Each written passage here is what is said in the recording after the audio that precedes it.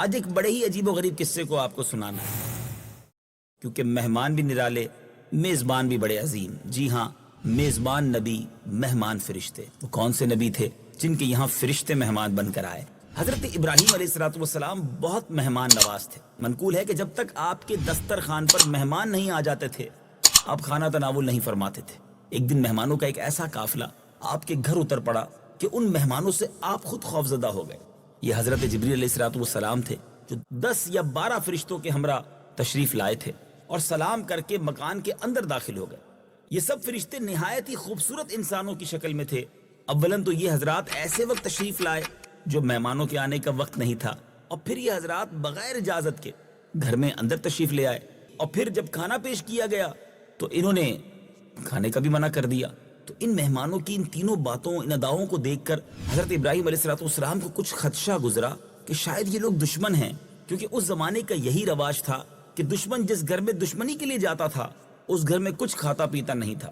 چنانچہ آپ ان مہمانوں سے کچھ خوف محسوس کرنے لگے۔ یہ دیکھ کر حضرت جبرائیل علیہ السلام نے کہا کہ اے اللہ کے نبی، آپ ہم سے بالکل کوئی خوف نہ کریں، ہم اللہ تعالیٰ کے بھیجے ہوئے فرشتے ہیں اور ہم 2 کاموں کے لیے آئے ہیں۔ پہلا مقصد تو یہ ہے کہ ہم آپ کو یہ بشارت سنانے آئے ہیں کہ آپ کو اللہ تعالیٰ ایک علم والا فرزند عطا فرمائے گا، اور ہمارا دوسرا کام یہ ہے کہ ہم حضرت لوط علیہ السلام کی قوم پر عذاب لے کر آئے ہیں۔ فرزند کی بشارت سن کر حضرت ابراہیم علیہ السلام کی مقدس بیوی حضرت سارہ چونک پڑی، کیونکہ ان کی عمر 99 برس ہو چکی تھی اور وہ کبھی حاملہ نہیں ہوئی تھی۔ تعجب سے وہ چلاتی ہوئی آئیں اور ہاتھ سے ماتھا ٹھونک کر کہنے لگی کہ کیا مجھ بڑھیا بانجھ کے بھی فرزند ہوگا؟ تو حضرت جبریل علیہ السلام نے کہا، ہاں، آپ کے رب کا یہی فرمان ہے، اور وہ پروردگار بڑی حکمتوں والا، بہت علم والا ہے۔ چنانچہ حضرت اسحاق علیہ السلام کی پھر پیدائش ہوئی۔ سبحان اللہ، قرآن مجید نے اس واقعے کو ان لفظوں میں بیان فرمایا، آئیے سنتے ہیں۔ هل أتاك حديث ضيف إبراهيم المكرمين إذ دخلوا عليه فقالوا سلاما قال سلام قوم منكرون فراغ إلى أهله فجاء بعجل سمين فقربه إليهم قال ألا تأكلون فأوجس منهم خيفة قالوا لا تخف وبشروه بغلام عليم فأقبلت امرأته في صرة فسكت وجهها وقالت عجوز عقيم قالوا كذلك قال ربك إنه هو الحكيم العليم۔ اے حبیب، کیا تمہارے پاس ابراہیم کے معزز مہمانوں کی خبر آئی؟ جب وہ اس کے پاس آئے تو کہا سلام۔ ابراہیم نے فرمایا سلام، اجنبی لوگ ہیں۔ پھر ابراہیم اپنے گھر والوں کی طرف گئے تو ایک موٹا تازہ بچڑا لے آئے، پھر اسے ان کے پاس رکھ دیا تو فرمایا کیا تم کھاتے نہیں؟ تو اپنے دل میں اس نے خوف محسوس کیا۔ فرشتوں نے عرض کیا آپ نہ ڈریں، اور انہوں نے اسے ایک علم والے لڑکے کی خوشخبری سنائی۔ تو ابراہیم کی بیوی چلاتی ہوئی آئی، پھر اپنے چہرے پر ہاتھ مارا اور کہا کیا بوڑھی بانجھ عورت بچہ جنے گی؟ فرشتوں نے کہا تمہارے رب نے یوں ہی فرمایا ہے، بے شک وہی حکمت والا، علم والا ہے۔ میٹھے میٹھے اسلامی بھائیوں اور مدنی چینل کے ناظرین، اس واقعے سے کیا سیکھنے کو ملتا ہے؟ سبحان اللہ، ہدایت کی یہ روشنی ملتی ہے کہ ملائکہ کبھی کبھی آدمی کی صورت میں لوگوں کے پاس آیا کرتے ہیں۔ چنانچہ بعض روایتوں میں یہ بھی آتا ہے کہ حج کے موقع پر حرم کعبہ، مینا، عرفات، مزدلفہ وغیرہ میں کچھ فرشتوں کی جماعت انسانوں کی شکل و صورت میں مختلف بھیس بنا کر آتی ہیں۔ اس لیے حجاج کرام کو لازم ہے کہ مکہ مکرمہ، مینا، عرفات، مزدلفہ، طواف کعبہ اور زیارت مدینہ منورہ کے ہجوم میں ہوشیار رہیں۔ ہرگز کسی انسان کی بھی بے ادبی اور دل آزاری نہ ہونے پائے، تاجروں یا فقیروں سے جھگڑا تکرار نہ ہونے پائے۔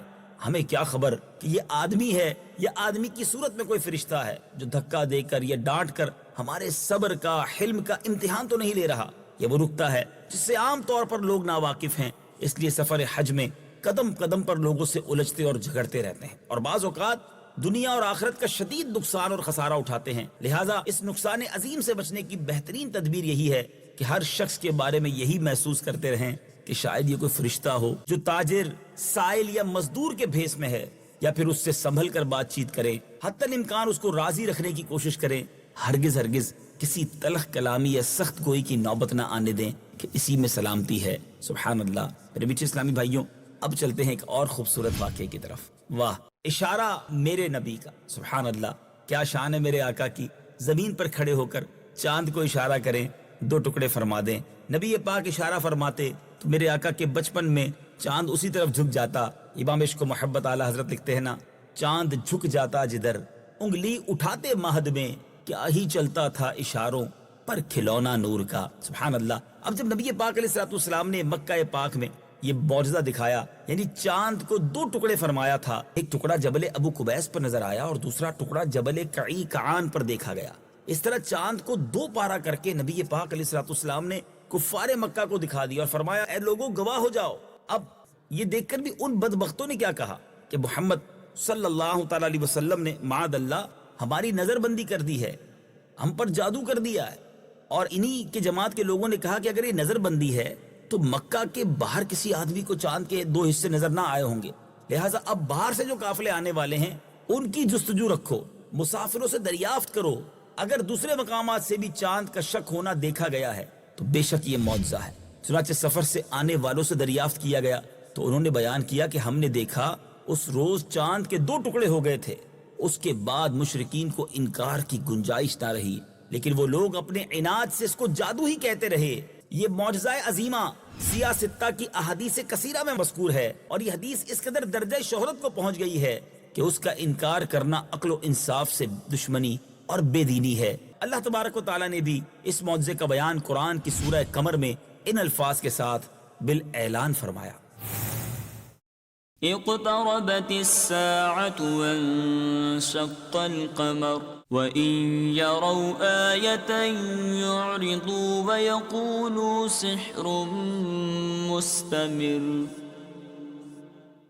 وكذبوا واتبعوا أهواءهم وكل أمر مستقر. قیامت قریب آ گئی اور چاند پھٹ گیا، اور اگر کفار کوئی نشانی دیکھتے ہیں تو منہ پھیر لیتے ہیں اور کہتے ہیں یہ تو کوئی دائمی جادو ہے، اور انہوں نے جھٹلایا اور اپنی خواہشوں کے پیچھے ہوئے اور ہر کام قرار پا چکا ہے. سبحان اللہ، سبحان اللہ. میرے میٹھے اسلامی بھائیوں، معجزہ شق القمر پیارے آقا علیہ الصلوۃ والسلام کا ایک ایسا بے مثال معجزہ ہے جو اس آیت کریمہ اور بہت سی مشہور حدیثوں سے ثابت ہے. اور میرے میٹھے اسلامی بھائیوں، ذرا غور کیجئے، کیا شان ہے میرے آقا کی. چاند پر سائنس ترقی کرنے کے بعد پہنچتی ہے. میرے آقا 1450 سال پہلے زمین پر کھڑے ہو کر اشارہ فرماتے ہیں تو چاند 2 ٹکڑے ہو جاتا ہے. کتنی پیاری بات امام عشق و محبت لکھتے ہیں، اشارے سے چاند چیر دیا، چھپے ہوئے خور کو پھیر دیا، گئے ہوئے دن کو عصر کیا، یہ تاب و تواں تمہارے لیے. سبحان اللہ. میرے آقا کا معجزہ، اور وہ بھی قرآن کی زبانی آج ہم نے سنا.